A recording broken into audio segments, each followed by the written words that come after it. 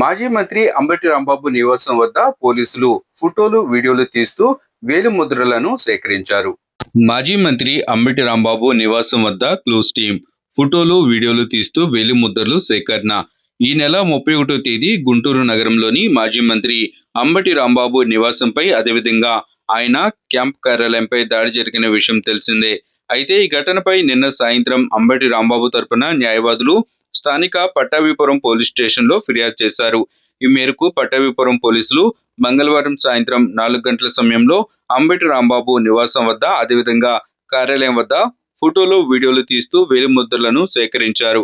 ఈ సందర్భంగా మీడియాతో పట్టాభిపురం సిఐ గంగా వెంకటేశ్వర్లు మాట్లాడుతూ, అంబటి రాంబాబు తరపున న్యాయవాదులు ఇచ్చిన ఫిర్యాదు మేరకు క్లూస్ టీంతో ధ్వంసమైన కార్లు, ఫర్నిచర్, అద్దాలతో కూడిన కిటికీలను పరిశీలించడం జరిగిందన్నారు.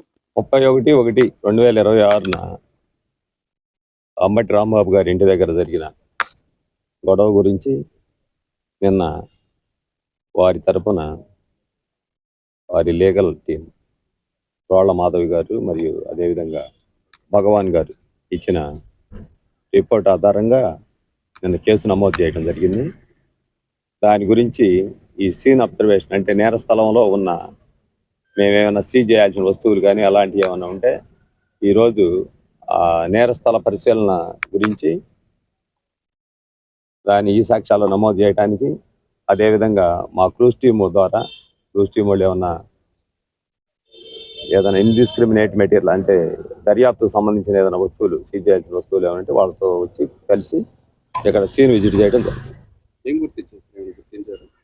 ఇవి ఇంట్లో వస్తువులు పగిలిపోయి ఉన్నాయి, కొన్ని మన విండోస్ గ్లాసులు పగిలిపోయి ఉన్నాయి, అదేవిధంగా కార్లు కూడా పగిలిపోయి ఉన్నాయి. వాటి అన్నిటిని నమోదు చేస్తాం. గవర్నమెంట్ సైడ్ నుంచి మా విజిట్ చేయమని మాకేమి ఆర్డర్స్ ఏమి లేవు. మా డ్యూటీ మేము చేస్తున్నాం. కంప్లైంట్ మేరకు మా విధులు తగలబెట్టిన